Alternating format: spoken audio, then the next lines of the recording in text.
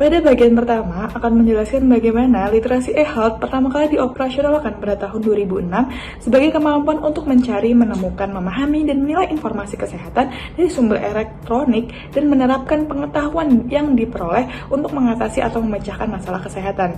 Peneliti mengusulkan model transaksional e-health atau TMEHL dengan menekankan fitur komunikatif dan berfokus pada kemampuan individu untuk berinteraksi dan bertukar informasi dengan orang lain sambil memecahkan masalah kesehatan. Kemudian dihasilkanlah instrumen literasi e-health transaksional atau TEHLI untuk menilai kemampuan persepsi yang terkait dengan kapasitas untuk memahami, mendiskusikan, mengevaluasi, dan memanfaatkan informasi kesehatan.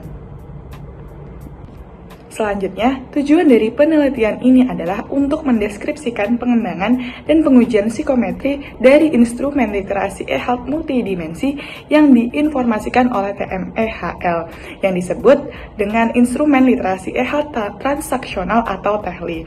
TEHLI dimaksudkan untuk mengukur keterampilan yang dirasakan terkait dengan kapasitas untuk memahami, bertukar, dan mengevaluasi serta menerapkan informasi kesehatan dari multimedia online. Penelitian ini mengembangkan serta menguji instrumen literasi e-health transaksional atau TEHLI, yakni sebuah ukuran literasi e-health yang didorong oleh teori dan multidimensi. TEHLI terdiri dari 4 skala berkorelasi yang mengukur literasi e-health fungsional, komunikatif, kritis, dan translasi. Hubungan yang signifikan secara statistik antara TEHLI, kritis sektor, dan sosiodemografi tidak ada. Selain itu, instrumen literasi e-health ukuran skala TEHLI yang kritis keterampilan yang terkait dengan evaluasi terhadap kredibilitas, relevansi, dan keamanan informasi kesehatan dari sumber online, misalnya pengguna dan situs web, sebagai pertukaran informasi kesehatan. TEHLI menangkap dan mengukur secara tepat mengenai keterampilan yang dilaporkan sendiri terkait dengan fitur transaksional e-health, terutama di antara kelompok baby boomer dan orang dewasa berbasis klinik. Melakukan penelitian mengenai perilaku dan praktisi kesehatan untuk menentukan apakah kekuatan dan kekurangan pasien terkait dengan penggunaan komputer atau kombinasi pertukaran informasi komunikatif, evaluasi kredibilitas konten atau kritis, dan penerapan informasi online ke rencana kesehatan atau translasi. Dengan begitu, peneliti dapat mengarahkan pasien mereka ke sumber daya yang sesuai dengan sikap, preferensi, dan keterampilan e-health mereka. Penelitian ini menunjukkan nilai dari adanya keterlibatan para ahli dan pengguna akhir dalam proses pengembangan instrumen. Para ahli memiliki nilai keyakinan unik mengenai e-health dari perspektif profesional, sedangkan pengguna akhir memberikan wawasan tentang perilaku dan keterampilan yang dianggap efektif untuk menavigasi pengalaman online secara efektif. Penelitian ini menyajikan cetak biru metodologis untuk secara aktif melibatkan para ahli dan pengguna dalam prosedur pengembangan instrumen yang menghasilkan pengukuran singkat dan andal yang kemudian dapat menghasilkan skor dengan bukti validitas yang cukup untuk mendukung penggunaan yang diinginkan. Selanjutnya kita akan masuk ke hal yang lebih teknis, yaitu hasil analisis. Jadi yang pertama, karakteristik sampel yang terdiri dari orang dewasa kulit putih non-Hispanik berusia 65 tahun.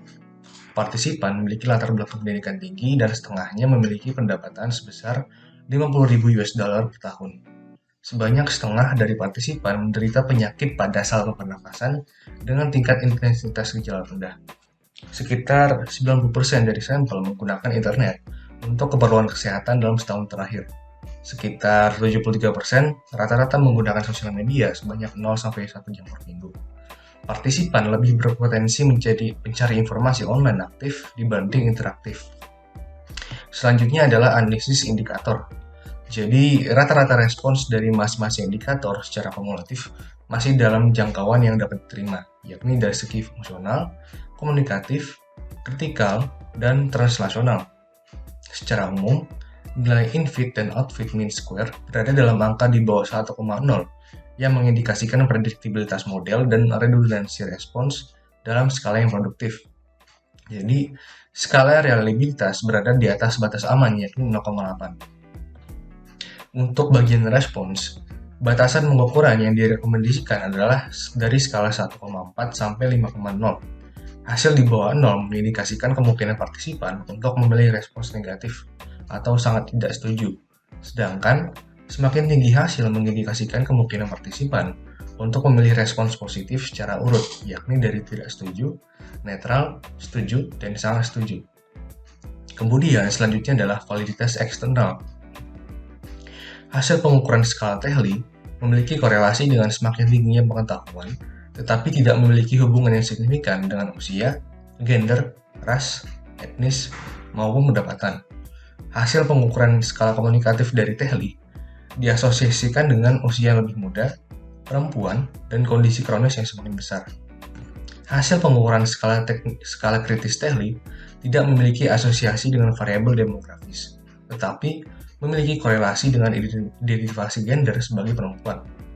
Hasil yang tinggi pada pengukuran skala translasional dari Tehli memiliki asosiasi dengan usia muda, perempuan, serta beberapa kondisi kronis. Hasil pengukuran skala fungsional Tehli tidak dapat diasosiasikan dengan penggunaan sosial media untuk kepentingan kesehatan. Hasil pengukuran IHILS memiliki tingkat asosiasi positif yang sedang sampai tinggi terhadap skala fungsional, komunikatif, kritis, dan translasional. Material and Methods. Digunakan 3 fase dalam penelitian ini, yang setiap fasenya mencakup praktik terbaik bagi para ilmuwan sosial yang ingin mengembangkan dan merevisi skala penelitian dengan bukti validitas yang memadai. Hasil generalisasi yang didapatkan mencerminkan realitas masyarakat dengan menggunakan para ahli e-health dan pengguna akhir dalam penelitiannya. Tahap 1. Tahap 1.1 mengidentifikasi perilaku operasional, pakar, dan pengguna akhir. Para ahli akan diminta untuk memberikan daftar keterampilan pasien dalam menggunakan e-health. Analisis terhadap perilaku operasional ini dikumpulkan melalui wawancara pengguna akhir, skenario tinjauan ahli, dan literatur. Ditemukan bahwa pengguna akhir menyoroti fitur komunikasi online yang berhubungan dengan pengguna lain. Fitur transaksional ini merupakan dasar dari TMIHL dan belum disorot dalam model atau ukuran sebelumnya. 1.2. Peringkat perilaku operasional dan item. Perilaku operasional yang paling cocok untuk mengidentifikasi e-health adalah fungsional, komunikatif, kritis, transaksi, dan semua ahli setuju bahwa perilaku operasional sesuai dengan proses kognitif yang ada. Tahap 1.3. Pengembangan dan nilai item instrumen.